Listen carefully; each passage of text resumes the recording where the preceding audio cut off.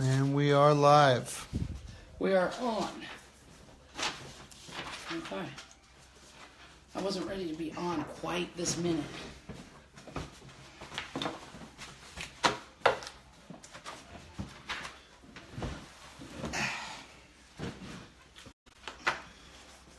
Oh, and we need adjusting, don't we? We got to adjust the fucking camera. It's a little closer this time, too, to us. I got new glasses. I don't know if that's a good thing or a bad thing. It's closer? It is closer. Okay, so cancel this. Cancel this. Cancel this. Okay, so here, let's do a sound check. A little bit of a sound check for everybody.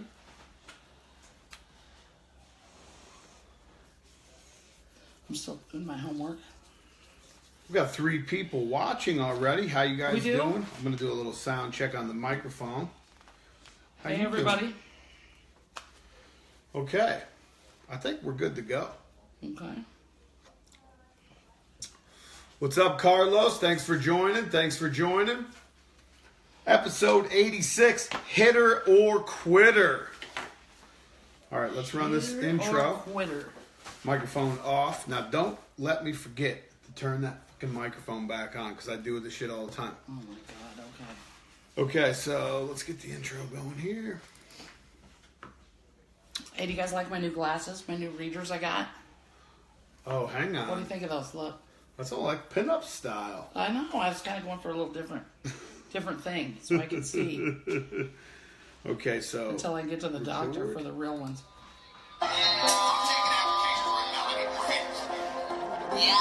Wednesday, people, here we go. What the fuck is going on, you amazing motherfuckers? And we are in a China shop back again. You want to advertise for something? Eugene, Jose, Advertise for happy here? Wednesday. Happy podcast day.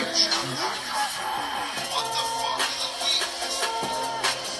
Stop taking What's that up? pictures.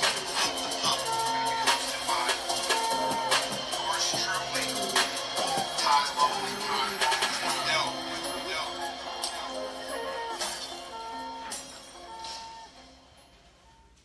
Yo, you beautiful motherfuckers.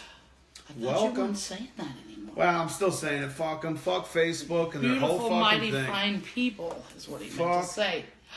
Microphone's on. Thank you. Okay, welcome. Episode 86, featuring Jamie Sweet, obviously. Hitter or quitter. What every breeder needs to be looking for out of their pick of the litter in their next litter. We shouldn't say even pick of the litter, huh? We should say Let's keeper. talk about We it. should say Yeah, keeper. That's a good word. Keeper. Pick of the litter. I mean, it's similar. It's kind of the same. I have a whole bunch about pick of the litter. So, Well, I'll probably I go think- off topic, but I'm going to try real hard I think to pick of the stay litter. on topic tonight. The reason I want to avoid saying pick of the litter is because pick of the litter to me, what the best puppy in the litter to me is, Right. will be probably different than what you think is the Well- best puppy in the litter. Is there So if only you're saying- one good puppy in the litter? With I some- with say no, absolutely a lot, not. Yeah, but with a lot of programs, they're probably one or Okay. two. Okay, but why is that? Why? What gap are we talking about there? Listen, we jumped way ahead of what I got. We did. We jumped way ahead. I got. but Hold on.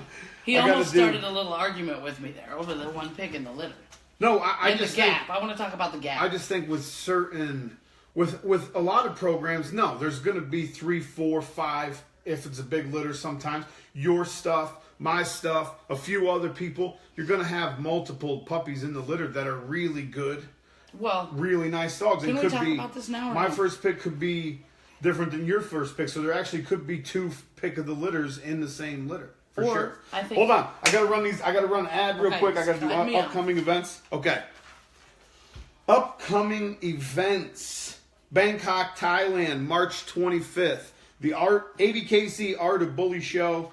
That's going to be in the MCC Hall on the 4th floor. I'll be judging that event. I believe there'll be, Rolando Mata is also going to be there.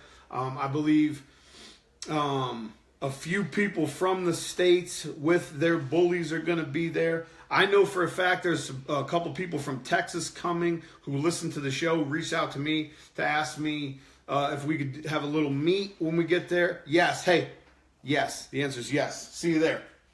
If for PM me for contact info, I can't pronounce Apina's last name, so I can't even give you her Facebook on here. So just private message me and I'll give you her contact information. Quebec, Canada, June 2nd, second annual Magic Bully Canada ABKC show. That'll be in Grenville, Quebec at the Hotel Duloc, Carling. I'll be covering that event, emceeing, also doing a podcast, video, photography, all that. For booking, if you guys want to book your spot to get pictures for that show, PM me already. I've got a few appointments set up already for Friday before the show. Contact Matthew Kwan for any and all information about that show. I believe the booths are almost sold out, so get in on that if you can, while you can. What else we got? Euro Nationals, July 21st, the Royal Highland Centre in Edinburgh, Scotland. Multi-breed event, American Bullies, Alapahas, Cane Corsos, English Bulldogs, French Bulldogs, New Age Bulldogs, Oldies, Staffies, Shorty Bulls, Bull Terriers, Junior Handlers, calling all breeds. Get them in there. Being hosted and thrown by Team ABKC UK, Sean Main, Derek Morris, and William Byrne. If you would like to book a booth, I believe they're already sold out. I believe already for July, these booths are sold out. But if you'd like to book a booth, contact Sean or Derek. Any questions, any information, hotels, contact Sean Main. Okay. Also, we've got Australia in August, Italy in October, Sweden at some point as well. But I'll tell you where you need to be. March 31st, Kansas City, Missouri. Kansas City. For the ABKC Heart of America Bully Bash. It's a multi-breed event also. American Bullies, Shorty Bulls, French Bulldogs, English Bulldogs, Oldies. And all 4 shows will be junior handlers. It's at the KCI Expo Center, Kansas City, Missouri. There are sponsorship slots open. There are a few booths left, but I just talked to Oscar and Michelle last night, and booths are filling up fast, so get in on that. That's in Kansas City, March 31st, right here in my backyard. Maybe we have to bring out some dogs. Maybe you have to get some dogs out for that one. And it's close to the airport, too. That's also nice about Kansas City. Close. The Expo Center is literally half a mile away from the airport, so if you're flying in, it's so easy. There's hotels right there, a bunch of pet-friendly spots. Kansas City barbecue. Yeah, it's going to be nice. Plus, like I said, we're 2 hours, probably an hour and 45 minutes down the road. So I'm going to be taking dogs. We probably will have some dogs. If you want a booth or want to get in, any questions or info, contact Oscar and Michelle Ochoa at Ochoa Bulls. Call him Sam when you talk to him. Sam. Call him Sam. Call Oscar Sam. I feel like that's an inside joke the rest of us didn't get. Well, you know, when I meet somebody and I don't know why he looks like Sam to me, and I kept calling him Sam, the poor guy, all day. Just make up random names for people. Yeah, so, now it's Sam. Anyway, March 31st, Kansas City, Missouri. We will probably be there with some fucking dogs. If you want to see some shorties, if you want to see some of these gorillas, we'll see you in Kansas City. Okay, Bull-NA-Chinashop TV. All you show hosts out there, I'm now offering, as you can tell, event advertisement on the podcast. PM me or email realtylumley@gmail.com for book or for information on that. Stud owners, you want to promote your stud? I do stud feature videos. Serious kennels, I do kennel feature videos. Serious, we're working on. Listen, we are working on it. Actually, this springtime, once it warms up and that all greens up out there, especially with the new watering system, I think that's going to look dope. Anyway, serious dog owners, you need glamour shots of your animals. Any event I'm at or city I'm in, I'm offering photography and video services. Contact me. Show hosts, advertising, like I said, PM me or shoot me an email, and we'll set that up. It's cheap and effective. We're reaching about 10,000 people every week. It kind of makes me nervous saying that, but we're reaching out there. Here's the thing. There's a lot of people maybe watching this show that are new to the scene that you don't have on your Facebook. If you're hosting shows, you don't have on your Instagram. It's just new faces that are going to see your event and hopefully show up. If not, just blame it on me. Everybody else seems to have no problem blaming shit on me. Big shoulders. Okay. Now we can get into your pick of the litter conversation. Okay, let's do it. I just feel like there can be, in every litter, there's going to be, like, first pick literally only means first selection. You're selecting first. You're picking your puppy first out of the thing. Mm-hmm.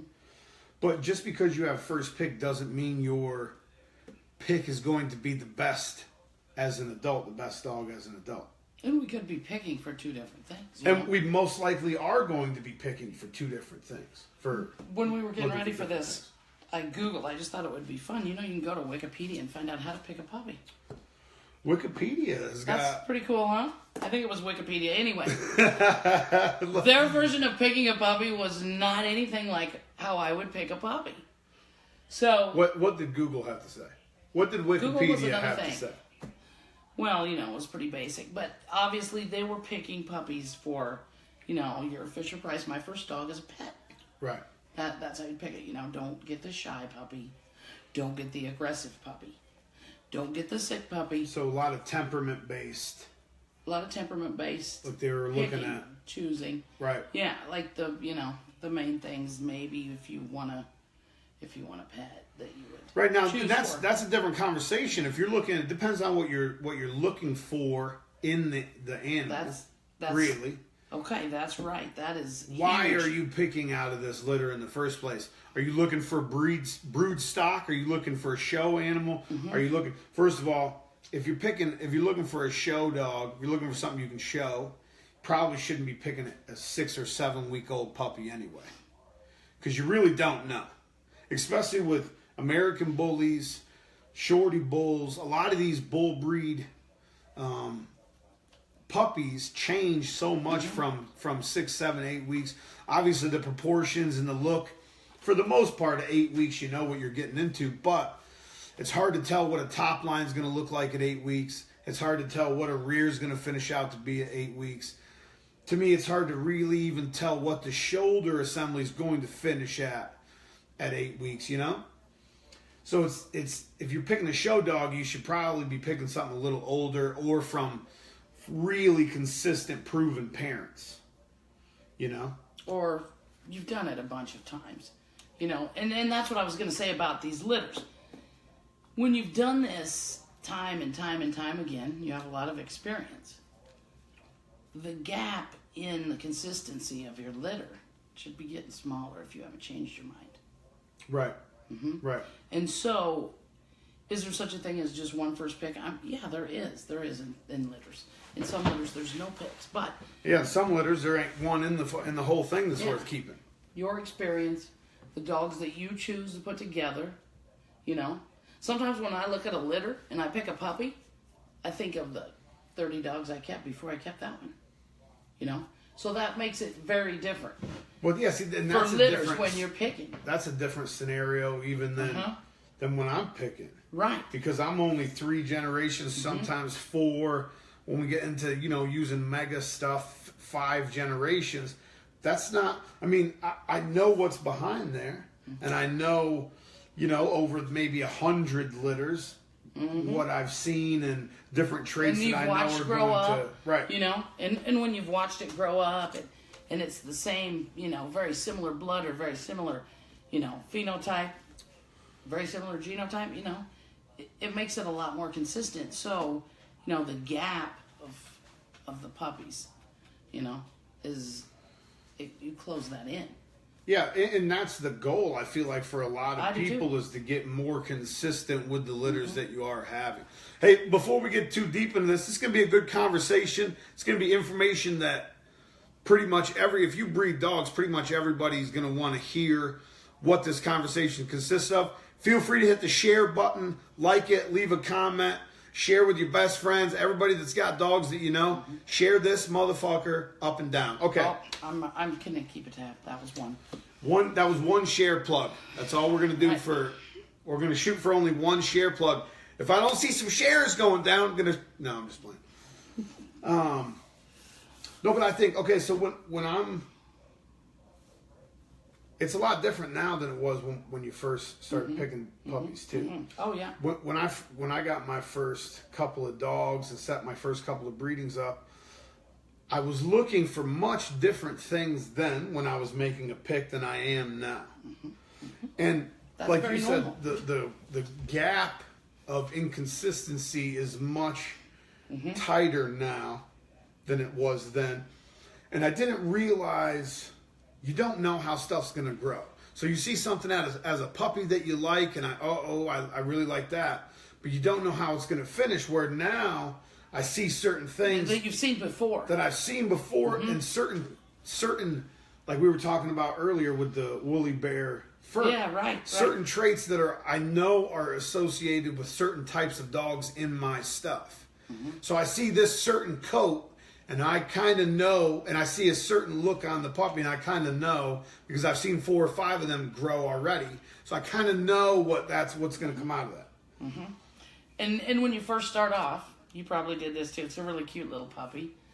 By the time it's 5 months old, you're wondering why you even kept it, and oh my God, just grew into its legs, and you know, that's another thing that I made that mistake a lot when I first started. Like give those away and then see them later, and that's what that turned into.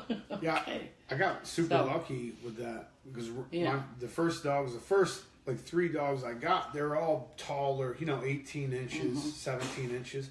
So at growing, they had they had to fill in once the leg already got there. One of my goals, so I knew that was going to come. I knew that was going to. Was going to come. Yeah, you have to see some grow. One of my goals is a shorty bull breeder with this many years now. And this is a tough one, but I want to get rid of the lanky stage altogether. And that is hard to do. And the shorties are kind of notorious for a fugly stage. Kind of, yeah. They're pretty bad in the bullies too, though. American bullies too. American bulldogs were awful in the lanky stage. Oldies too. I feel like I'll see a lot of oldies go through some real gruesome stages. 8 weeks they look good.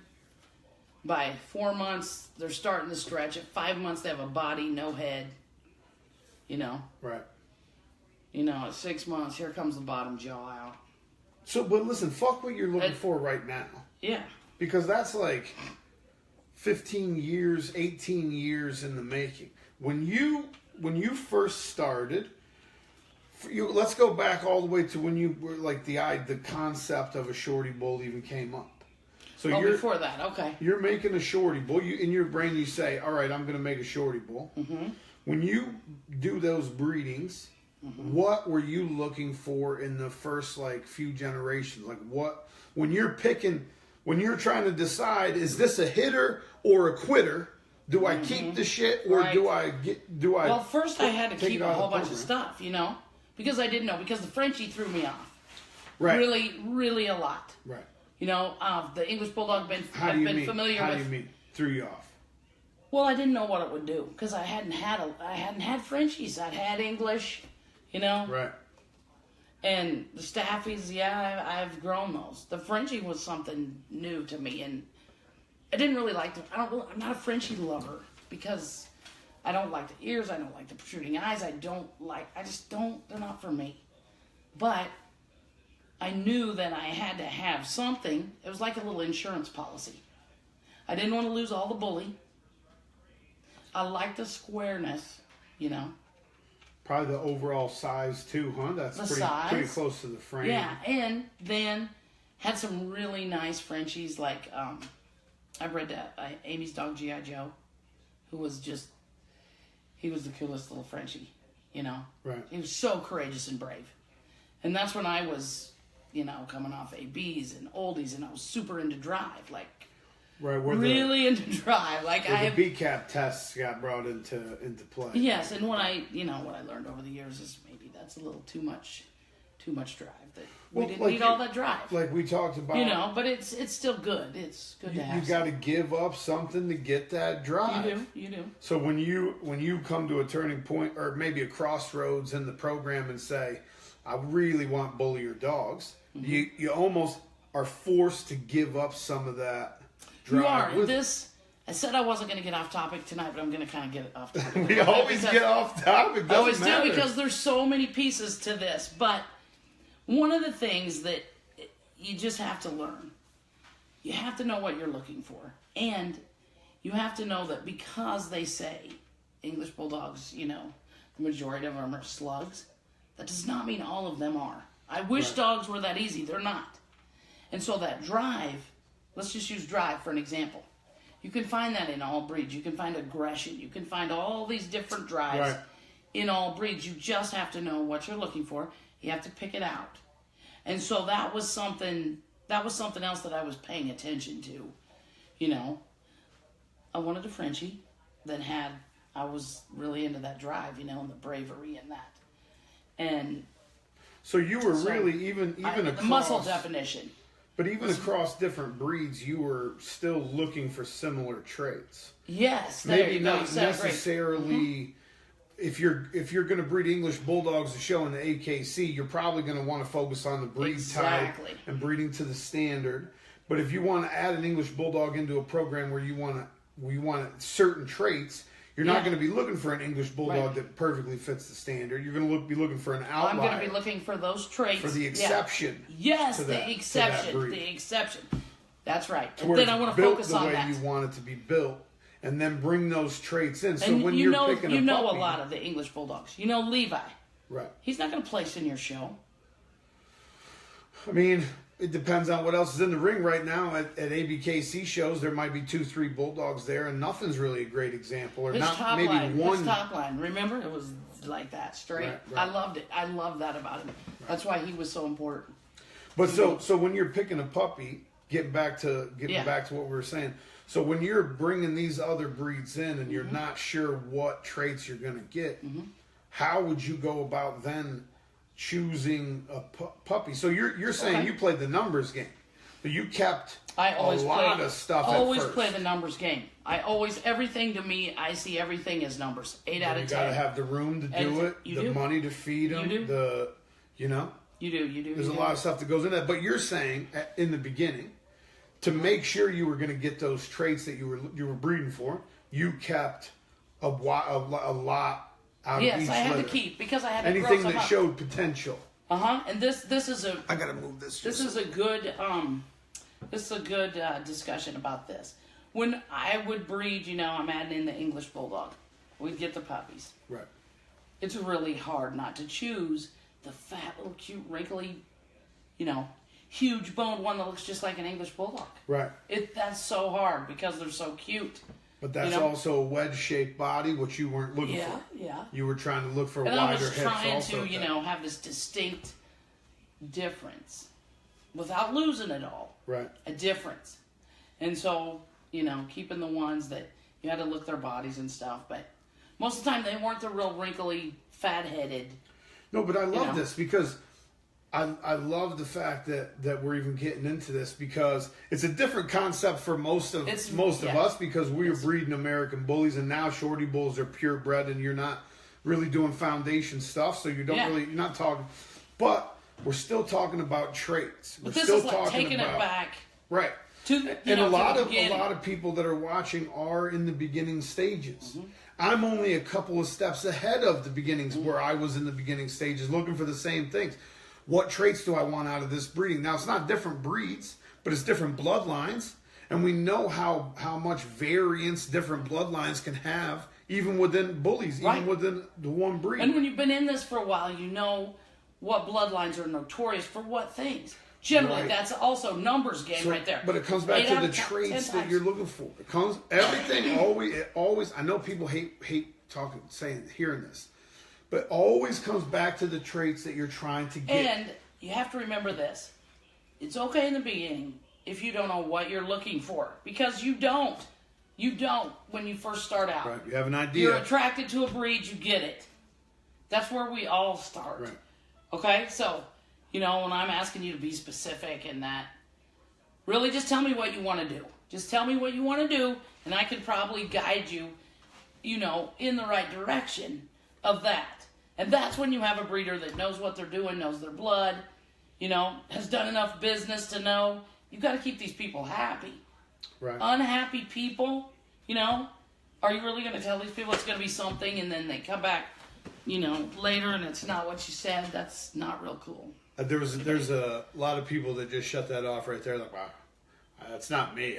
That's not us. We don't do that. Yeah. No, you motherfuckers do that. People are getting sold dreams every day and putting guarantees on puppies. And That's marketing. That's all marketing. That's all marketing. But it's all schemes. It's not Yeah, it's schemes. Yeah, something it is. solid. There is no guarantees. Even if I have, like, so far with one of my females, Cleopatra, when I breed her, I pretty much at this point know what she's going to do because she does it every time.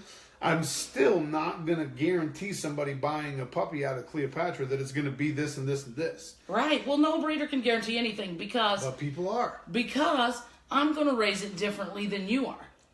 I still feed grain dog food, and I'm not going to quit. And I love it, and it works, and I know what it does, and I love that for my dogs. That's a whole different topic. That's a whole nother topic we're not going to get nature on. versus nurture. Right, but I'm not guaranteeing you're going to do it like me, so I'm not, What about your discipline?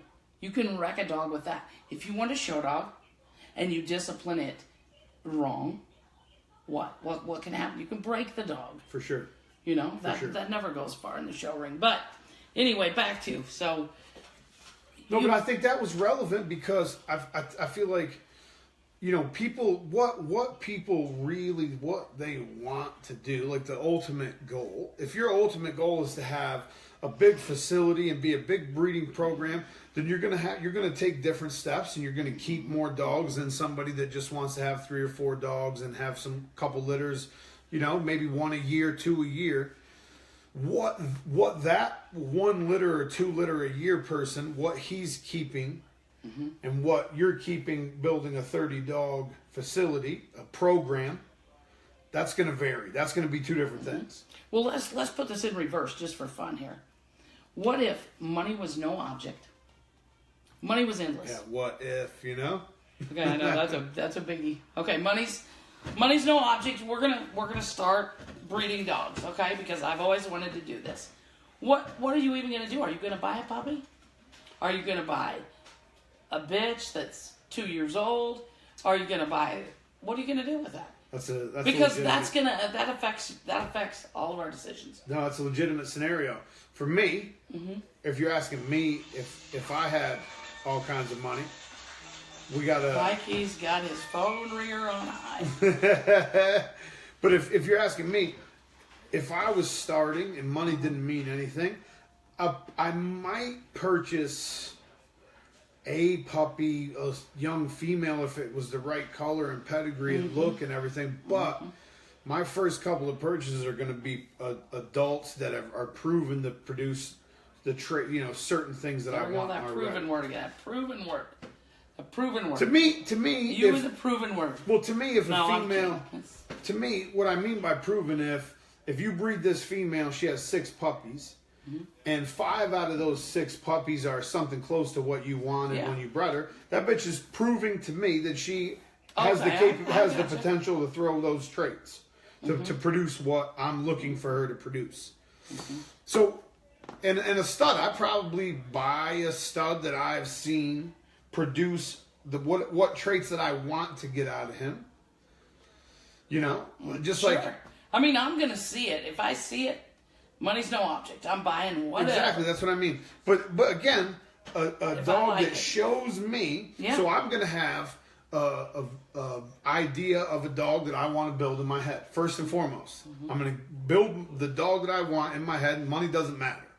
So then I'm going to go find dogs that I know I could build that dog with, and proven to throw the traits that I want to put on that dog. Those are the first steps I'm going to take, but that's Fantasy Island shit. That is Fantasy Island, but it's not for some of us. Well, No, I'm not one of them. But, I'm waiting to meet the person that says, "Hey, You know. listen, money's not an object, money's not a problem. okay, but Let's build a dog." Yeah. If that's you, you contact me ASAP because we got work to do ASAP. oh my God, no! I'm just saying. But okay, so You know, so well, if I mean, money I didn't wouldn't matter even to buy you- a puppy. That's what I wouldn't even get a puppy. I would get an adult. certain scenarios, And but then I it would would go be from there, super probably. specific. Like You know, and the reason why don't we get more adults? This is what I was getting to. people Why are don't we scared get of more buying adults? Because they're damn expensive. They're expensive, and And I think enough people have been scammed with adults Right. that people are afraid to buy adults now. but if I wanted to build a new breed now, you know what I'd do now? Now that I've done it the hard way, I would have a core group of people that, you know, we were similar. We were going to do this, and I wouldn't start with 20 dogs. I would start with like 200 dogs. Right. Can you imagine how fast that would? When I think that's one of Go. the reasons That would be crazy. the American Bully took off so fast. Right, the Because population. that's similar to what huge. happened on both coasts. Yes, it did. You know, Richard and Ed and Tony Moore and all those guys on the West Coast That is true. had That's a good huge point. group of people breeding Guiding Line Uh-huh. stuff. And Dave and That is true. you know, all these OGs on the East Coast, the original Elite Edge guys, had a huge group of people breeding Razor's Edge stuff up and down the East Coast. I think that's why the population grew so fast, is because there was so many people saying, "All right, so you want a dog? Here's what we're going to do. We're going to breed this. That's I'm going to do interesting. this. I'm going to get this back." Mm-hmm. You see what I mean? And I think Yeah, exactly that's what awesome. you're describing, how you would do it over. I think that's why the Bully blew up. But there's pros and cons to that. True, there are. There's good things and bad things to that, because That's you true. lose control of, even though you really don't have control. Well, however much control you want to have gets thrown out the window as soon as you let somebody use your stud and they sell $400 puppies to somebody. Joe shit the rag man. But down here. imagine if somebody wanted to build a breed and it was like a controlled environment, and you know the breeders weren't hated like they are, and you know the bear company's going to build a breed of dog. You know, they're going to have this huge facility. It is going to be controlled. Yeah, Can you think even about how imagine? different It's that going to would be be. controlled. You know, it's I going to don't be think controlled. that's too far off of what's actually going to happen. I don't think- either. I think these beautiful motherfuckers from PETA, There's two. these PETA lovers, animal lovers, These poor PETA people, you mean, that believe all that? these poor fucking saps that are watching Sarah McLachlan's fucking commercials and sending 50 cents a fucking week to feed some cats in some shelter that aren't even from here, that got imported from Russia. Anyway. We're getting way off. This is what we're not going to do. No, but I think eventually PETA's going to have us all out of business, and it's going to be the DuPont Yeah. Breeding Corporation or whatever the fuck. It's going to be a huge corporate thing. It's going to be Home Depot for dogs. You're going to be able to go pick out whatever breed. You know what I mean? I'm surprised they're not doing this shit yet. The only reason they're not is because the general public is at home hugging their fucking trees in the front yard and worried about how it would look to the general public. That's the only reason they haven't started doing this shit yet. But yeah, that's what I do. Anyway. I'd love to do that. I mean, can you imagine the consistency? That has nothing to do with picking a puppy. That would be crazy. But anyway, back to picking a puppy. Okay, so I'm so sorry we get off track, Pat. No. This is why Ty and I probably shouldn't do this, because we're all over the place. No, but this is why we have great car rides together. Yeah. Because rabbit holes are found and we go down. Yeah, so we go down them. Anyway, if I was picking a working dog and you're picking a pet for your family, we're probably going to pick different dogs. Okay? Maybe. Okay, if you're picking a dog to show, and this guy wants a freak, we're picking different dogs. Definitely going to be, Yeah. for the most part. I think too much emphasis is put on pick of the litter. I think that is a very individual thing there. It's not, there's one pick of the litter and the rest are all crap. No. It's not, the pick of the litter is the 10 and the rest are all 2s. Okay. That varies from breeder to breeder.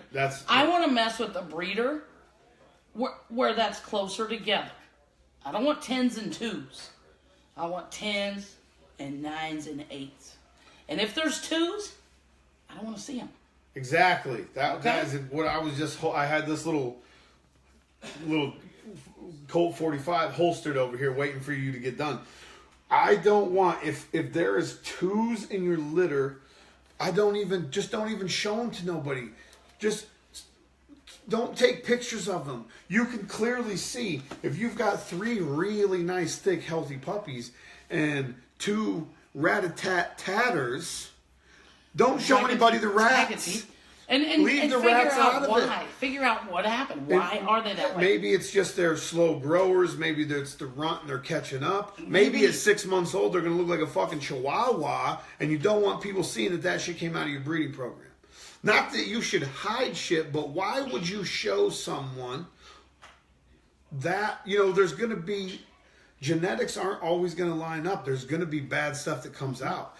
Cull it. Get it out of the gene pool. Get it out of your marketing. Get it out of your fucking social media. Get it out. Don't show people that. If there's 2, I agree 100%. If there's 2s, I don't even want to see them. Yeah, I mean, if it's that.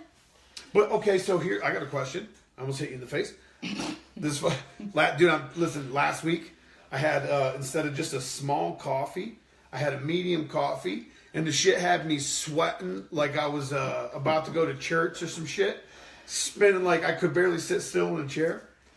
Almost done with this one. Oh, God. It's hitting me. Anyway, so if there's too much emphasis put on first pick, why is there such a price difference between first pick and second pick, or first pick and third pick? Because you guys are crazy bully people. I don't know. That's why I think. No. But so you're saying This is how my pricing is different from my picking, okay? My pups are priced. This is also assuming that you're selling puppies before they're ready to actually go home, which a lot of times you don't even advertise puppies till they're 6 weeks. Every breeding is still done for me. I know that sounds nuts. It's still done for me. Every breeder out there should be doing it for you first. Right. If you're not, maybe you ought to quit and do something else, really. Really. In the state of dog affairs we're in today, that's something to think about. Mass marketing and you're never keeping, your agenda is way different than mine. Right. That's what I do know. Right. Is true. But see, and that's not, that could be a big operation, but not a breeding program. Right. You could have 6 different breeds and 35 dogs and never keep anything that you produce. Right. And what do you call that? I don't know. If everything's taken care of, it's not a puppy mill. If you're keeping out of a litter and you're building and you have a goal, that's where I'm going to go. That's a program. Now, I'm not going to go for mass production and nobody has stuff to look back on. They don't care. They bring it. That's how you make money. That's what my dad always used to tell me. What are you doing, Jamie? You want to make money? Or are you trying to do something here? Like he couldn't see what I was doing. Yes, I want to do something. Right. But he told me this, and it's true. You want to just make money? He said, it's so much less work. Go breed to the top stud running. Whatever it costs you. You don't even have to like him if you just want to make money. Breed to that fool and sell everything. Because it's going to sell quick. That sounds super familiar. Yeah. So, you're not keeping anything, whatever. He's like, what are you doing? Well, I was doing these super familiar. Great things and building this, and that was back when I was still going to get a really, really bully working dog. So he did kind of, teach me that I have to give to get and all that, and that's another conversation. But anyway, back to. But what you were saying about, there's not that much value difference. If you got a consistent program, there's not a lot of value difference between first selection. I'm going to stop saying first pick because people get that confused. First selection and fourth selection. And your prices shouldn't be different. It should be this easy. Take a picture of your 5 puppies sitting on the porch step in a row. Okay? If the first one's this big and the 5th one's this big, your prices should reflect that probably. No matter which way it goes. You know? If you're breeding a small breed and you're getting these freaky big things, they should probably be cheaper. If you're breeding a big, you get what I'm saying? If you're breeding dogs that are supposed to be this size, and this last pup's this size, something's apparently wrong. But I feel like that goes back to maybe that shouldn't have, reproductive organs. I don't know. No, but I feel like that, that kind of philosophy goes back to, like big XL dogs and Mastiff dogs. You just pick the biggest one out of the. Well, obviously, either your litter's inconsistent. Obviously it's inconsistent, or obviously, this placental sac quit functioning too early and you have a runt, or, something happened there. Okay, but say you've had, this is your first litter. Okay? This is your first. I bought the male as a puppy and raised him. I bought the female as a puppy and raised her. I have a great story for this. This is your first litter, right? Mm-hmm. When you have those puppies, really, if you have a good idea of what you want to come out of that litter, you're ahead of the game, because most people at that point don't have a clue. I didn't have a clue. I didn't either. Speaking from personal experience, didn't have a fucking clue. My first litter, really what I wanted. All I knew was I want big heads and I want huge dogs. That's it. So the first puppy that come out that had a huge fucking head, oh my God, I love him. That's the one. Who knows if the puppy was even any good? Who knows if that dog was even any good? Look, he's got a big head. That's the one. That's him. That's the one. This is your first litter, your first pairing. What advice could you give to me making my first choice out of my first litter? Okay, well, for when I first bought dogs, when I was in my first years, like after I graduated and I'm going to breed dogs. And I had these great big dogs. That makes me think of a meme. You ever seen that meme where that kid's sitting in class with his hand on his chin? I already told this bitch I'm going to breed bullies. Yeah. That was Jamie in high school, just waiting for me. Class to get done. Listen, I already told this motherfucker I'm about to breed dogs, so. So I did my research to save my money. I'm flipping through the back of dog world. Man, I'm getting my male here. I'm getting my female here. That's when I thought I had to have a male. 2. So. First round out of the gate, I get them. Oh, that's a whole different little. We can go right off. Okay, go. I'm writing that down. Yeah. Okay, get my first male. Time he's 7 months old, it's a bust. He's got severe problems. Yeah. We probably should have known that like 3 months prior, but we didn't. So, first one he has to be put to sleep, and I have to get another one. But so you picked him out of a litter? Oh, you yeah. Went somewhere and picked him out of a litter. Nope, bought him off a video. A big VHS tape. Bought him off a video. I mean, shitload of money. How many of you motherfuckers would even be breeding dogs if you had to ship someone a VHS tape to show them your dogs? Oh, my God. That was really uptown, though. That was after we had to write letters and stuff, okay? That was like we were moving and shaking. That was a big deal. Like, I get these big VHS tapes in the mail. Oh, my God. It was like, stop the world. Everybody stop. We got a tape we're going to watch tonight. It was really cool. But anyway, my first one went. I can't even imagine that. Yeah, he was terrible. The poor dog. And it was awful sad and everything. So, okay, so now I'm talking to the breeder. I don't know how to approach the problem we have. So, of course, I was respectable. And, I called him and I said, hey, I'm just not thinking this dog's turning out like he's supposed to. I realize he's in the middle of his adolescent stage, but could you just look at him and tell me? And so, we had a problem, but we worked through it, and he said, I'll replace it. And I was telling myself, like, obviously I don't know how to pick these because I picked that one, so. I tell the breeder, who I really like, I said, you know, maybe you should just pick the next one. I'm going to trust your judgment. You know, it's not, because I didn't want to, listen, I didn't want to contract on this dog when I bought him, because I've been burned so many times before with people not honoring their contracts. Right. So when he's like, you know, then when he's guaranteed against SSA, I don't even want that. I've been burned so many times, just forget that. I don't even want that.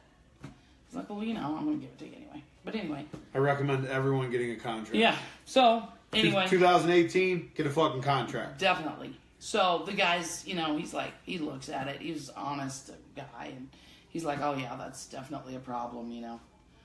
Take him to a vet and let's see what he says. And I did. And that's where you got to trust your breeder. That's where you. Yeah, so I told him, I said, just pick the next one, okay? Because obviously I'm not good. You know, well, this is what I want. So he picks the next one out, and we got it. And the other dog, the bitch we got, she was kind of last pick of the litter, kind of.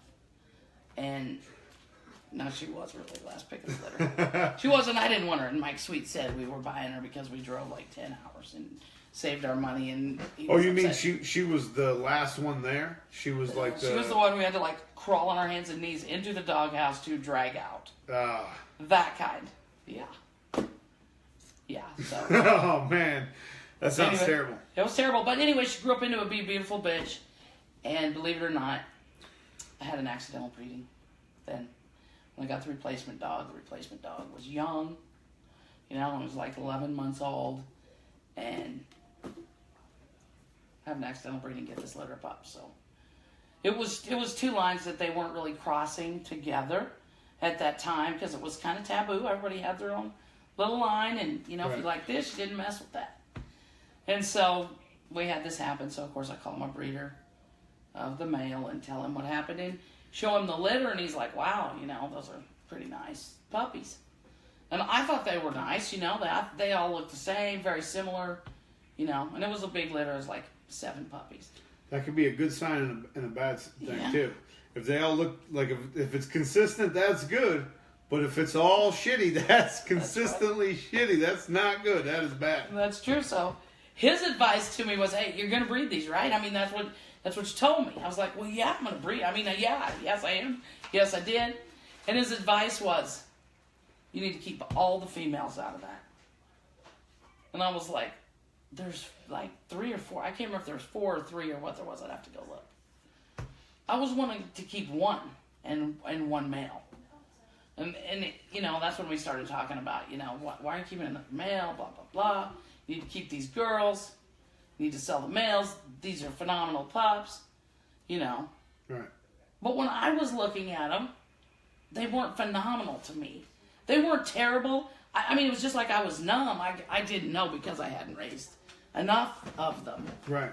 You know, and But I feel like that's a good point because a lot of people coming in, myself included, like I said, you have no clue. You have this litter of puppies on the ground, and you just have, you know, you see things that you like, but you don't know if it's good or if it's not. Right. But you don't know that you don't know because you know, ignorance is bliss. Yeah, and so you know, we didn't take his advice, and we let the females go, and we kept one, and you know, then years later we wished that was what we tried to get. Then the breedings after that, we're trying to recreate that. Right. Yeah, and it didn't happen for us, and so yeah, it was. I would never do that again. Now, with my experience, that would never happen. That little numb stage when you think everything's cute, or maybe you're not in love with it, you just don't even know. You're just looking at it like, well, did I do good? Did I not? I don't even know. I've had that feeling every litter lately. You know, like, I like every fucking one of these puppies. Well, I think that happens when, you know, you don't change your mind on every trend that comes along. You keep your goal the same. That's really hard to do. Right. Especially today, because trends and fads, they're quick. They're quick, and you know, they can get into our. Let's go back to let's just backstep a little bit to when you said that's back when I thought I needed a male. What did you mean? Wait, now what did you mean? Because this is something I tell people all the time, but I think we're on different sides of this. Okay. Well, you know, if space and all those things are an issue to you. Which for most of us that is. Right? Mm-hmm. And you want to, if you want to show and be competitive, probably want a male for that. Because they're more. In our breeds, they're more. More muscles, they're more alert. Just more of what we like. And in 2018, most people's goal is to get put on the map. Right. It's really hard to get put on the map with a bitch. It is. It really is. But it's really hard to get put on the map with a mediocre male. Yeah. So if you're going to buy a mediocre male, you might as well not. And you might as well buy a female and breed to something and build your own male that you can promote and put yourself on the map. This is where my father always tried to advise me, and what he was saying was correct, and I couldn't get it through my head. But if you're going to breed and you're limited on things, probably you need 3 or 4 nice females, and then let someone who's successful and knows guide you, and let them keep the males, and you use them. Exactly. You use those males. Exactly. Everybody, because what happens when you have your own, and resources are limited anyway, you tend to do breedings that maybe aren't. You shouldn't be doing. You shouldn't be doing them, probably. But it's easy to use that dog. Right. You bought him, you think you have to get your money back out of that, all that stuff. But really, you probably should use someone else's male that's doing exactly what you want it to do. Proving himself to throw the traits that you want to put in your program. Mm-hmm. And you could probably talk to the owner of that stud. If it's a half. If you have good enough females, studs are a dime a dozen. Yeah, and he can tell you when I breed it to this blood, it does this. Let me see her from this way, this way, this way. Who's she off of? He can probably tell you what that's going to do. I mean, I can tell you what each one of my studs is going to do. Right, but some are safe for beginners, and some are not safe for beginners. But also, you're not on a money grab. I know 15 stud owners right now. Right. If I call them with a bitch that don't match up with their stud they're at all, going to tell you they're still going to sell me that stud fee and say, this is going to bang, this is going to bang. It's not how I do shit either. Yeah. But I'm just saying that we're assuming. If you're not a good judge of human character, you get screwed in the dog world. Right. Totally. But no, I agree with what she's saying. Assuming that you're dealing with somebody with principle and someone with a little integrity. Make sure they can show you what they've done. It's that easy. Yeah, if you bring a female to the person that produced the stud, that's going to be, if you get an honest opinion, that's going to be your best opinion on what is probably going to come out.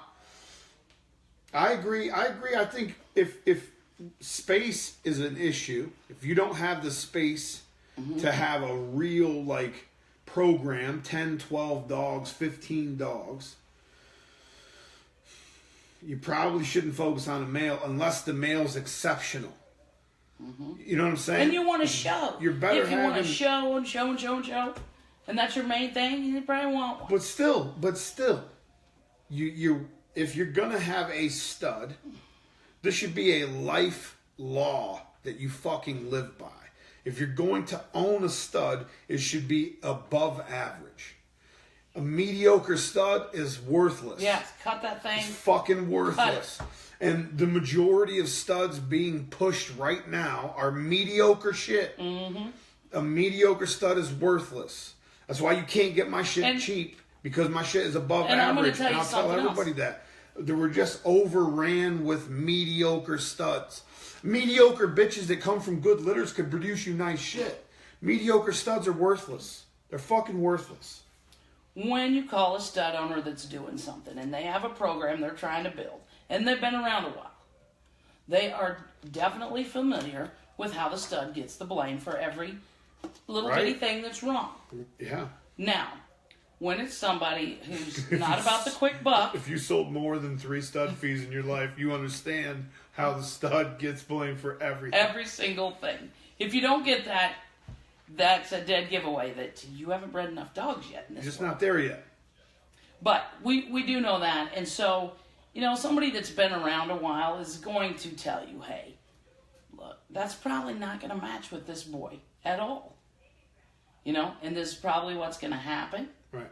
You know, maybe like when I say I have studs that are safe, like City, I could breed City to something out of this breed, and it would be safe. Yeah. Okay, that's how much he throws. I know what he's gonna throw. I agree. Some of the other stuff is really cool, you know, and it has to go to something else really cool. We don't have that. We don't have that ability to, you know, it's not magic. Like City's almost magic. Then you've also got studs that are freaks that need to Right, be bred that are freaks. to more correct females. Mm-hmm. You know, then you've got studs that are like the goat. You know, sometimes I help people plan for breedings like, you know, they want to get to this point, but it's smarter to solidify it here with this breeding than just jump right to here and get a bunch of inconsistence in one like that. Right. It's smarter to solidify here Stepping stones. and then use that dog. But anyway, we're on breeding now, not picking a puppy. No, but I feel like it all ties in because you have to determine, you have to be honest with yourself. You have to determine where the fuck you're at in life and where you're at as far as the game goes. You have to determine, you have to figure out and be honest with yourself about what you really want to do. Do you want, you know, what do you want and how much are you willing to give up and how long are you willing to take to get there? You have to take all this shit, you have to think about all that shit even before you start looking at the puppies that you have on the ground. Mm-hmm. Once you got that shit figured out, once you're honest enough with yourself to really figure out your goal and your vision and your purpose, then you can look at your litter and say, all right, this one's going to make the cut. This one's a hitter. That one's a quitter. Mm-hmm. It's going to be that simple, but it'll get a lot easier once you have 4, 5, 6 litters, 7 litters, 10 litters. Then you'll start seeing, you know, things that pop up over and over. You know, I see a lot of stuff. Different bloodlines have short toes where the one toe will actually curl up in the air, and you can see that from a puppy. It might not be there, but you see the things that come along with those toes and how they develop at the beginning, or, you know, cross-eyed, narrow eye sets. You'll see that. You know, you'll start noticing shit that you have seen before and what it's turned into before, and you can avoid doubling up on some of these traits that you don't want. But at the same time, if you got a litter full of twos, if you got 5 twos, cull the whole thing. There's no point in keeping a 2 if the whole litter's a 2. In my opinion, there's no point in keeping a 2 ever. Yeah, well, if you have a whole litter of 2s, you're probably breeding a 2. Maybe, right? But sometimes, you know, sometimes shit happens. Yeah, I know sometimes shit happens. Sometimes you get a fluke bitch out of shit keeps happening. It's a pattern. It's a shitty pattern. It's a pattern. Yeah. So anyway, in this community, we gotta quit taking everything so literally, and you know, quit being naive. We gotta think about some of this stuff. Okay. But what's different now? Okay, so we've pretty much been talking about this whole time, beginners, first litter, first couple litters. What's different now? How do you approach making a pick now that you do know your purpose and know your vision and know exactly what you want? You're going to think I'm a liar, and I don't care because it's true what I'm going to tell you. I've probably already seen it happen. I make these picks before they're even dried off. Listen, it's not That's a joke. the truth. I've seen the shit happen. That's the truth, and I do that, and, you know, I've seen the shit happen. I've had a lot of puppies to be able to do that. We'll be at the vet in a C-section pulling puppies out. Hard cull or soft cull? I see there's a hard cull with a question mark. If you're at a point where you're comfortable with a hard cull or there's a defect... That's a personal thing. I'm going to answer this for Ty. That's a personal preference. It's a personal preference, and you ought to be doing that. But when I say cull, I'm not always talking about hard cull. You can keep the puppy till it's 12 weeks and neuter it and give it away. That's the same thing. If you want to give somebody a pet and you want to be the hero of the day, that's fine. I do the shit myself. Just make sure it can't reproduce. I donate to veterans every year, and you know, that's my way of culling stuff. Mm-hmm. I keep it till it's old enough to fix, and then I give it away. If you're at a point where you're, you know, defects, cleft palates, heart issues, that should be a hard cull to me, no matter Those what. should be It should be a hard call. No matter euthanized. what. Yeah, in my opinion. It's only my opinion. But that's I a feel- personal preference. I feel like Yes, you go about that either way. Yeah. But what's different now, other than you pick them at day one? What are you looking for differently? Because I've seen it. We've been in C-sections where you're drying stuff off and you're going, oh my, this is going to be something. And then 8 months later, that motherfucker's crazy looking, and you knew from day one. That comes with experience, obviously. That's years and years and that years. is. It is. It's years of not changing your mind. And a lot of people are like, well, the Shorty Bull doesn't look like it looked like 20 years ago. Well, I hope not. I mean, I'm good, but I'm not that good. Right. You know? Right now, it's Prototype. fine-tuned where I am so happy with my dogs. And I can do it over and over and over and over and over. Right. And I've proved that to myself. And I'm not perfect. Don't get that idea. And I'm not. No, but it's genetics. I'm just saying. It's not even about you being I perfect. have It's worked- genetic combinations. Yeah. They just don't work sometimes. It just Yeah, is what it is. But I mean, you've seen it. It was really cool for you to not see anything for a long time, come back. You saw it maybe when it was really a little baby. Yeah, I And don't think next- people even know that. I think You see it before grow. nationals, I didn't see a Shorty Bull probably 6 months or Yeah. 7 months, 8 months. Yeah, And then I just long got to time. see him. A long time went by. I Last think it week. was bigger. I think it was a longer span than 8 months. I know it Yeah, was maybe. 8 months. Maybe. You know? Because I didn't judge in the U.S. for a whole year. So I really didn't see maybe 5 Shorty Bulls the whole year. Yeah, so you got to see it. Other when than Clutchy, man. Oh, Clutchy Town. you got to see it, as a baby, and you got to see it grown, and that's pretty cool. Because when you look at something every single day, it depends what mindset you're in. Like, I don't even look at stuff every single day. I'm desensitized to that part Right. because I know they have to grow. I know they have to grow, so let's just do what we have to do. Let's work. That's a let's feed 'em. virtue, don't you think? That's a Yeah. acquired virtue from doing this Oh, for a it's long definitely time. acquired. I think that's one of my Yeah. best virtues, actually. I don't give a fuck. Once I get an 8-week-old puppy picture and I decide to keep that thing, Mm-hmm. I don't give a fuck about you for a year. And people get mad at me because I don't put updates and I don't post pictures once a Yeah. week. I don't even give a fuck about that dog anymore. Mm-hmm. Until it hits a year, 10 months, 11 months, and then I can see Mm-hmm. what it's actually going to be. I don't care. Like, we're not even friends yet. You know what I'm saying? And that just goes to show, the thing that drives me crazy about that right there is, I can look at a 7-8-month-old ugly dog, and I can kind of see through that. Right. I can say, I hope this changes this. Right. Okay, if I see that dog, in 5 more months, and it changed, that's awesome. I expected that. I'm not going to keep the 7-month-old ugly picture, first impression, branded in my head because I know dogs change. And I think with inexperience, a lot of times that happens. And dogs I think between 10 weeks and shortchanged and this 10 months, by others. you should never, in my opinion, You should be careful who you're showing that to. you If should you're showing that to never somebody, show that dog to someone unless you get a picture that's absolutely crazy out of this world. or you're showing it to someone who's grown some dogs, and you're going to get a realistic evaluation from. But a lot of times we don't. No. A lot of times from we 10 don't. weeks to 10 months, you'll rarely see stuff of mine unless I get a picture that really shows the potential.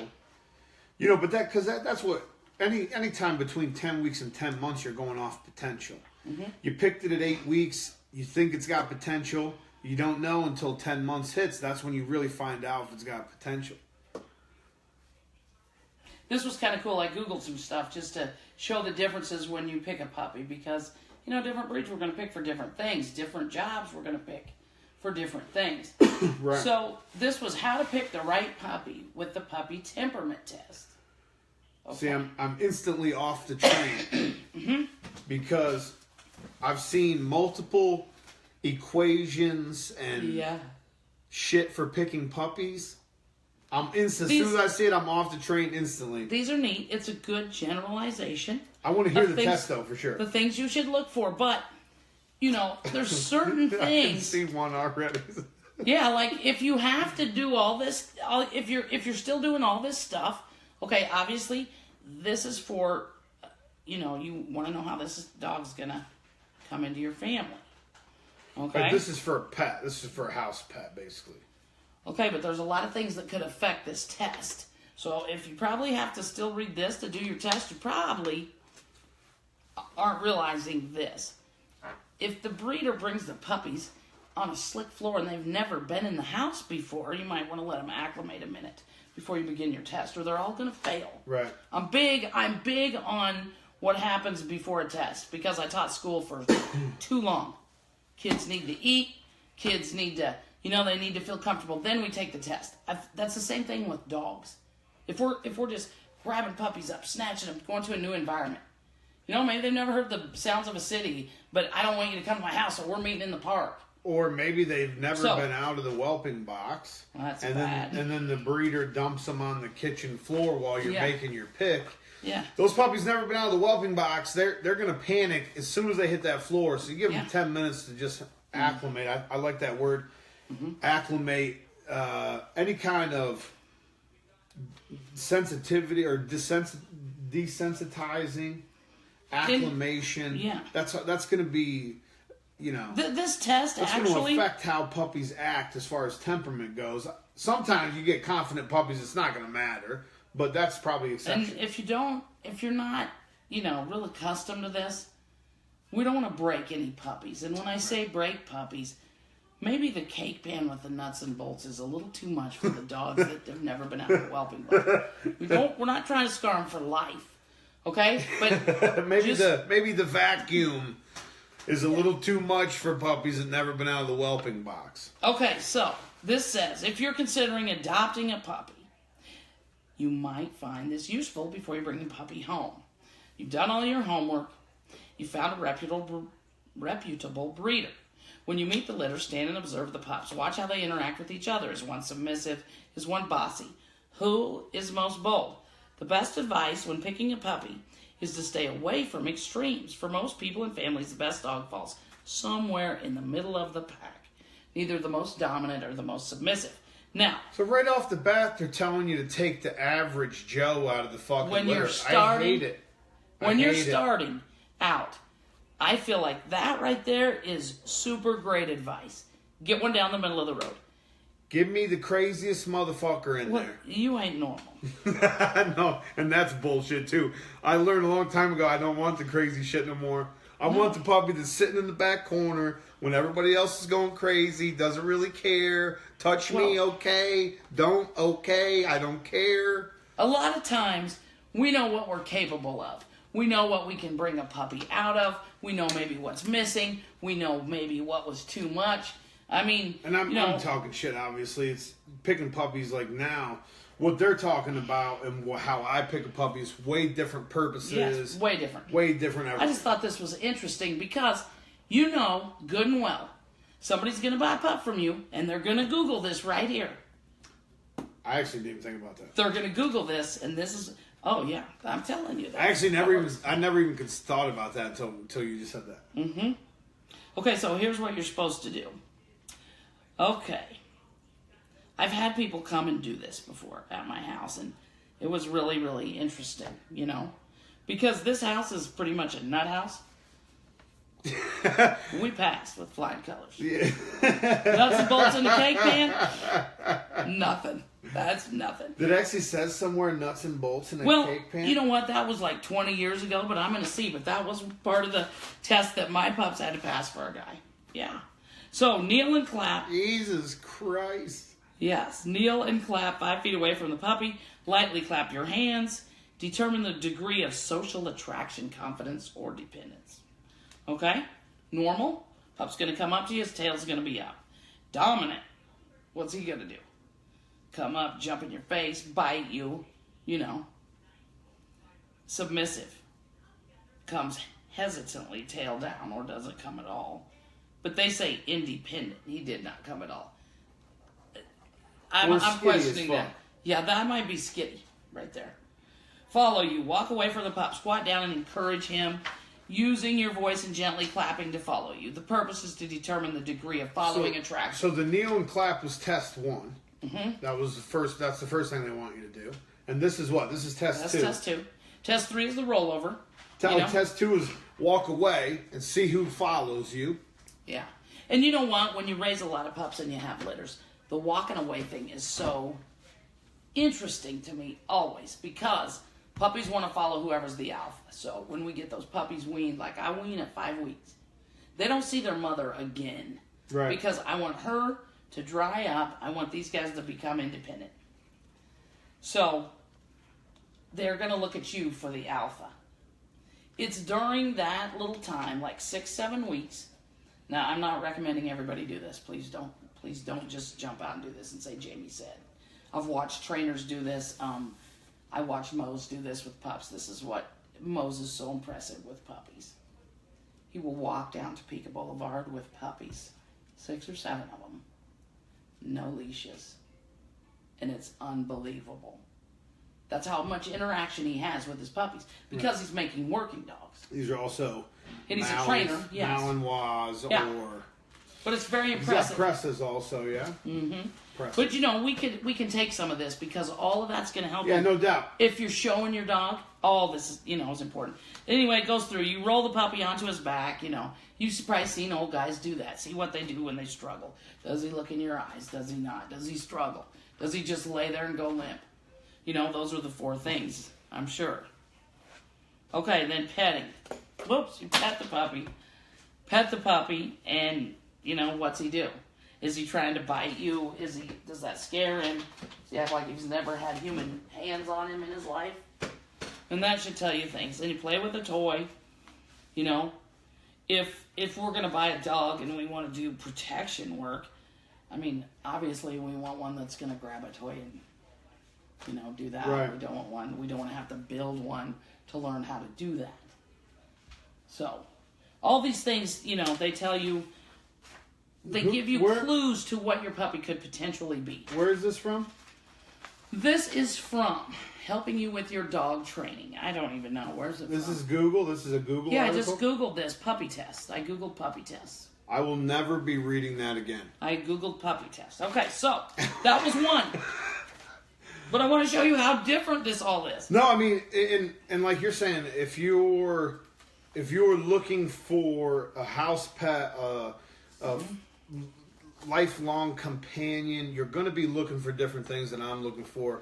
I'm not shitting on the test. All I'm saying is, for my purposes, that will be the last time. Well, I think for your purposes, you go through that whole test in about 5 seconds. No, and that's probably true. Automatically. No, that's probably true, and it's more subconscious because that's just what we do all the time. And it's not like I'm giving that test one time. Every time I get the puppies out and we're doing pictures or we're having a play time or I'm doing these little, probably subconsciously, maybe not follow. Like I would wish they'd stop following me, there's a to time be honest you with do you. that. If you do that too early, then you just took them off their mom yesterday, they can barely stand up. Right. What are they going to, you just remember that when you're doing it. But if you have to rely on that test, there's so many other factors that you're probably not even thinking about that could alter the test results. That's what I'm saying. Right. Okay, so this is a hunting dog, how to pick a puppy. And I thought this was interesting. Hunting dogs are bred for certain things. They got to hunt, okay? They actually have a purpose. Yes. Most professional breeders use some form of line breeding as soon as they find a successful combination. In other words, outcrosses, random matings, despite the parents' apparent abilities and or titles will not assure that the traits of the parents will be passed to the offspring. Only line breeding can offer this possibility. So when you're listening to that stuff about how bad line breeding and inbreeding is, it is bad when it's done by the wrong person. When it's done by people with but that ties right into exactly what we're talking about picking puppies.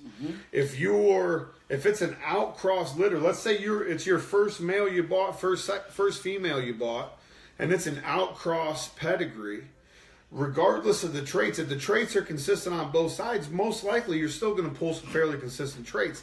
But if if it's line bred or tightly bred on the traits that you want, on the desired traits that you're trying to get, you have a little bit, I don't know, it's not as important to keep as, to me, the tighter you get, the more the more leeway you have. Like the more forgiving your choices will be, because the consistency is most likely going to be there. Whereas, like if you're out crossing, you might want to keep half the litter or more to see what develops into the stuff that you're going to use. I've personally, the first 3 generations of my program was all out crossing. I almost didn't line breed anything. And if you are out crossing, so it was super important for me to keep what I needed to keep to make sure I got the combination that I was really going for. Mm-hmm. So it took a little more patience, took a little more room, took a little more money. But now that I'm starting to line breed this stuff and starting to really see some consistency, it was so worth it. It was so worth taking the extra steps. Mm-hmm. Because I could kind of work some things that I didn't want from some of the lines out and keep some of the stuff that I wanted in there. But I had to keep the whole litter, 3/4 of a litter, just to make sure that I got the combination, the genetic combination in an offspring that I wanted, that I was doing the breeding for. So I think you got to approach that line. If you're line breeding, maybe you only need to keep one female because you can see, like, this is a consistent litter. This is what I think is the best bitch. She's probably going to have those traits. So it's a little more forgiving, I feel like, if it's tightly bred. Quality, tightly bred with quality. Yeah, I think you're saying your gaps of inconsistency are closing. I like it. Okay, this is another point from hunting dogs that I really love. Mother lines. Have you ever heard about mother lines? Anybody know about mother lines? We talk about this all the time. Select litters with strong mother lines. Dams should be trained hunting dogs. And she should possess the qualities you desire in a dog, not just in the sire. Dams project more influence on the litter than the sire. Genetic inheritance is, of course, 50-50 from both parents, but mom has the pups with her 6 weeks, and her influence is paramount. Good bitches are seldom mated to poor dogs, yet the opposite frequently occurs. Very true. Good studs are definitely bred to shitty bitches much more than shitty studs are bred to good bitches. Great translation. Because if you have good bitches, you want good semen going in them. You want quality genetics going in that chick. Mm-hmm. But I feel like I agree. We've been saying this. We talk about this all the time.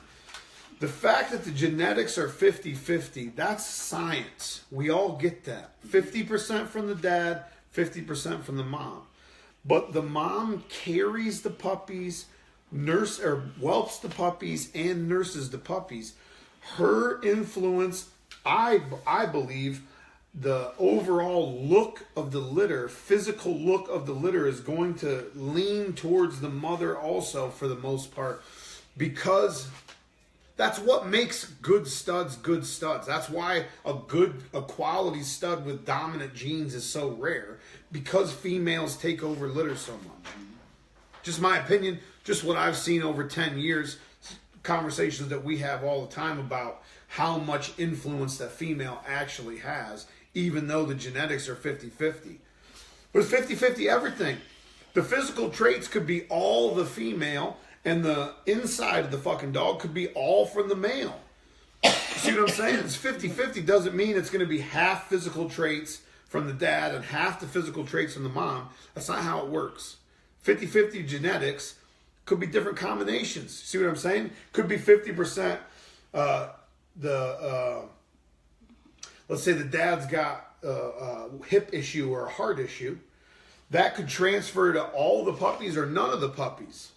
You know what I mean? That's what we're going to talk about right here. Boom, boom. Also in hunting dogs. Applies to us too. This is like universal stuff. Breeders should not be about breeding out defects or having them suppressed through training. We should cull flaws out. Excuse me. Take a close look at the parents. Select the pup that will sit and look at you intelligently, not necessarily the dominant, hard-charging personality. Hard tail wagging is a good sign. I like the first line. Breeders should not be breeding out defects or having them suppressed through training. We should cull flaws out. So if you get stuff in your litters that you don't want being passed on, don't pass the buck to the next guy. Cut it out of the program. Yeah, cut it out. So, I thought agree that 100%. was good with hunting dogs. I agree 100%. Gosh, excuse me. Okay, now I have a show dog thing, and then I'll wrap this up, okay? But I really Keep going. I really got into the researching thing. No, it's all, I mean, the whole topic of the And I show thought, where's is everybody at here? hitter or quitter. How are we determining whether this is going to be a keeper or this is going to be something that we move out of the program? So it's all relevant stuff. Temperament's relevant for what we do as far as the bull breeds and the designer breeds, American bullies, shorty bulls, oldies, Englishes, Frenchies. Most of these breeds don't have an actual purpose in 2018. So most of the stuff that we're breeding is bred for a conformation show ring. So the only purpose it really has is either a companion or a show dog. That's really the only purpose that most of our stuff has right now. So I got So I this. think it's all relevant, is what I'm saying. This is Pick the Right Puppy, and this was written by a judge that shares 50 years experience picking puppies. Okay. What balance really is? Fault fallacies. A puppy can't grow into it. And that's what I'm going to hit right there. Okay. So, I'm just going to go over the highlights of this because it's a long article, but it's a good one. Fault fallacies. Let's talk about that too. Okay. In picking your puppy, you must not allow particular color, sex, or breed characteristic to take precedence over the correct choice. Far better to consider the soundest puppy with breed type, underline, that moves good, coming and going, then look for a great attitude and a puppy that is together physically and mentally. Color and sex should be secondary. You know, I don't agree with that 100%. I don't. A lot of it I do. But it's a different world. But it's a different world, and they're showing collies. And there's established Okay. breed, a breed where color doesn't really mean a whole lot. Not that color means anything in an ABKC show ring, but if we're talking about a total package 5-tool player on your team, color's going to come into the conversation, whether you want to admit that shit or not. Okay. And a lot of times you go into a litter saying, I want a male, or I want a Yeah. female. Having been in dogs 50 years, believe me when I say, if it doesn't have it, it won't grow it. That's a fact. If it does have it, it may go through some strange stages as it matures, but it will fall back into what it was initially. It is normal during the teenage years for the shoulder to go forward and the front legs to appear as if they were coming out of the same hole. This is a growth pattern. With maturity, the shoulder should fall back, the legs will once again widen, and the proper sound front returns.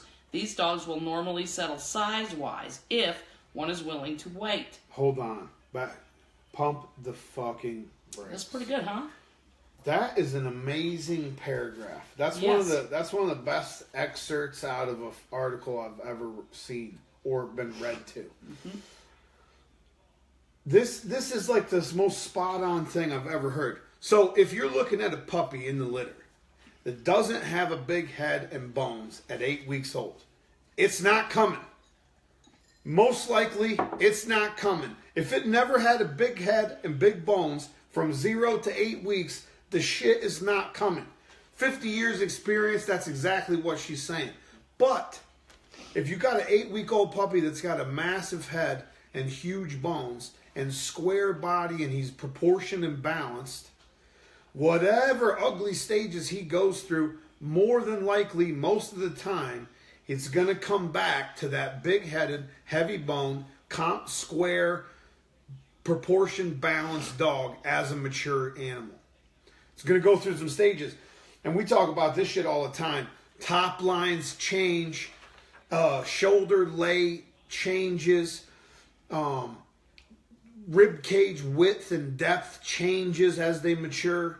So because a puppy goes through a lanky stage where it looks like a gangly teenager, doesn't necessarily mean that you should throw that thing away. It's going to come back. If it was a good 8-week-old puppy, the majority of the time it's going to come back. With bullies and shorty bulls, it's a little more inconsistent because we're not so established into the years and years and years of breeding and getting a certain look, but it'll come. And the more consistent we are with our breeding, the more consistent it'll be in the next 10 years, 5 years, 7, the more consistent it'll get. The more conversations we have like this, that's one of the best paragraphs I've seen. This is the most spot-on shit you've ever heard. Even the shoulder lay back. A lot of young dogs' shoulders will straighten out and their elbows will tuck up under them like this. And as you see them mature, you see the elbows come back and the rib cage spread out. You see it all. But if it didn't have it in the beginning, the shit's not magically going to appear out of nowhere. No. It need to have it in the first place, Yeah, yeah. So then she talks about, which direction your program's going into, and, if you're digging a hole for yourself and it doesn't look good, quit digging. I like that. But that comes down to you have to be honest with yourself to be able to see that the hole you're digging doesn't look good. Now here's the paragraph I really like here, because if this isn't true, I just don't even know.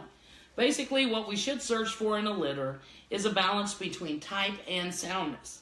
Unfortunately, many of today's choices reflect a balance between front and rear. Two wrongs do not make a right. That makes as much sense as the statement I coined years ago. Rather than addressing faults today, breeders tend to just adjust them. Obviously, some people have the ability to pick less than stellar puppies as they appear in the group ring with regularity. Visible faults on an 8-week-old puppy do not improve with age. If a puppy is wrong at that age, it won't grow out of it. Granted, it may grow hair to conceal it, but it won't fool a good judge. Yeah, and that's true. They're not growing out of it. If it's fucked up as a puppy, it's gonna be fucked up as an adult. If it's nice as a puppy, you have a way better chance of it being a nice adult. Okay, so she goes on. Are you going to be reading for a minute? I got to take a piss. Yeah, you can go do that. Okay, we're going to be reading for a minute here. Do it. Take over.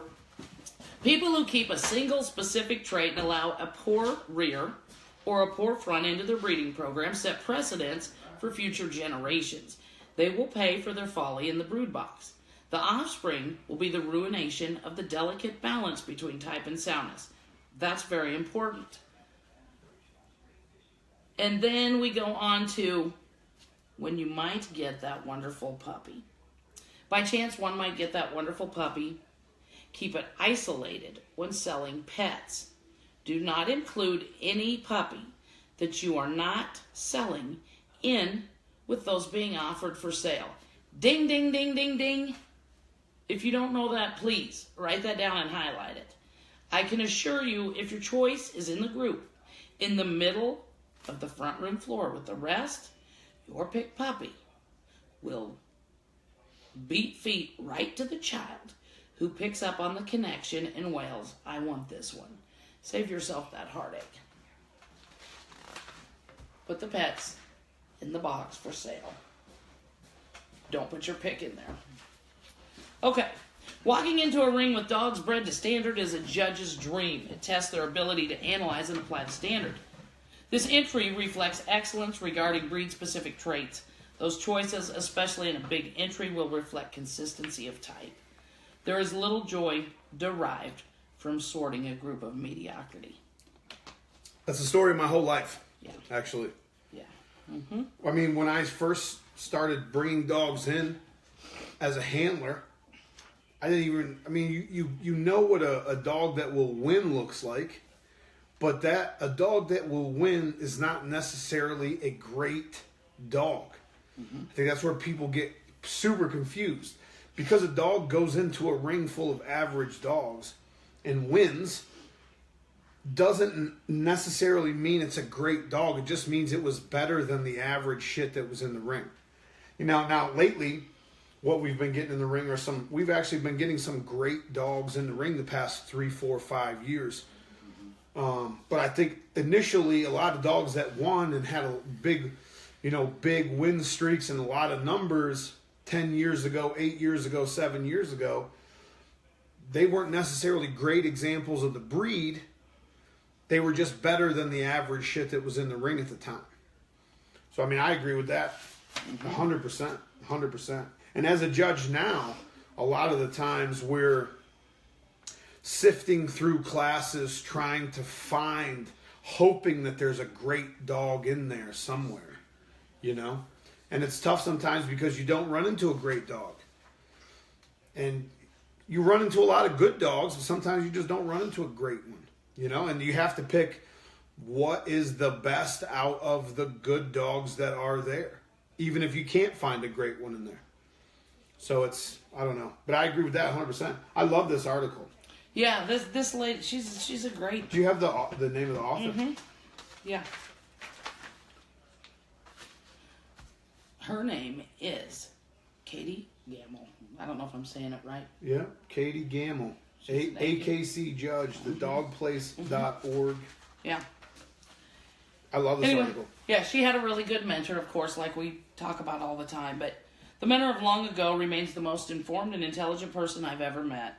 She dedicated herself toward breed excellence. Through her teachings, I learned to pick a puppy during the whelping process. She taught me to choose the heftiest puppy with the tightest knit body before the puppy was dry. We looked for specifics. The rest of the litter during her time was of little consequence. So her mentor actually picked puppies while they were pulling them out also. Yeah, she did. So I think that's just, she said she bred for a standard of excellence, She bred. This lady showed and judged. Right. This was the breeder mentor over here. That's what she did. That's what she was good at. I think that we need to get back to a little bit more of that. We don't have to be everything and be good at everything. Well, we can't be. You don't. I do, though. See, that's the thing. Right. Anything I'm going to get into, I want to be great at. I do too. That's why I had to try it. But I think what you're saying is not everyone needs to be a breeder. You can be a pet owner, a shower, a judge, an enthusiast. You don't have to everything you get be. Everyone doesn't have to be a breeder. As I get older, you know what I've learned now? It's a lot less glamorous than people think. For sure. Oh yeah, for sure. But you'll get farther faster if you find someone that you can work with that's good at their craft. Right. Right. I can go show a dog. I'm not going to show a dog like you're going to show a dog. I don't even... There are way better handlers now. There are way better handlers. I can't do that. So I'll waste less time if I, Right. go find a really good one. Breeding's my thing. I'm a breeder. This is actually something I've kind of come to realize myself in the past year. I'm not handling anymore. I'm not getting in the ring. I'm not doing that anymore. So I have to be able to trust people with my dogs and let some stuff go out so it can be shown because... That's really hard. That's a milestone you hit. But as much as titles aren't they're not the top priority for me. Right now, people need to see good examples of American Bullies in the ring. So the more quality examples of American Bullies we get in the ring, the better off everybody will be, I feel like. So we need to get more in the ring. So I feel like I need to get some in there, get some titles. But I'm not doing the handling myself anymore. So I've just got to realize that, all right, that's not where you're at in life anymore. You're past that. It's over. Right. You got to let somebody else that's much better anyway. Even if I was going to show stuff, there's much better handlers than me now.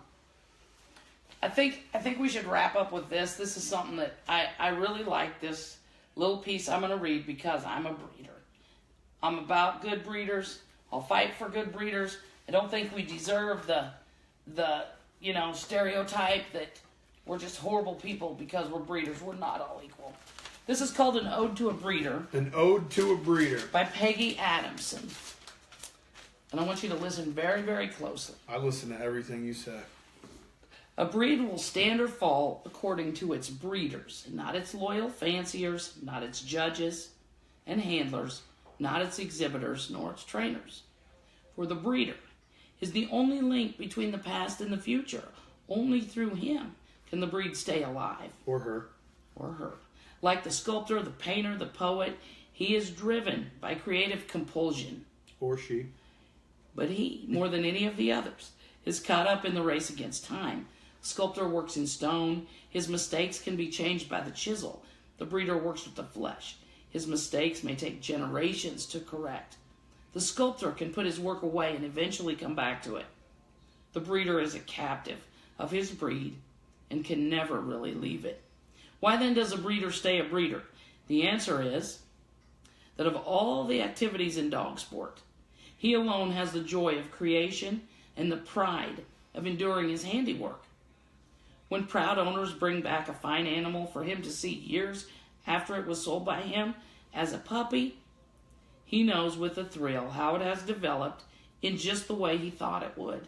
This is giving me goosebumps. While they are happily telling him what a marvelous creature this is, he is scarcely listening as he stares at the dog, for he is not only seeing what they are, but so much more. With mounting excitement, he watches that imperious stance, so familiar, that proudly arched neck and the keen, steady gaze right out of the past. He does not see just one handsome dog standing before him, but all the wonderful ones that went into the making of this one, dogs which she loved and knew so well. And now she's living again. This is the fascination of the breeder. This is the treasure of eternal youth.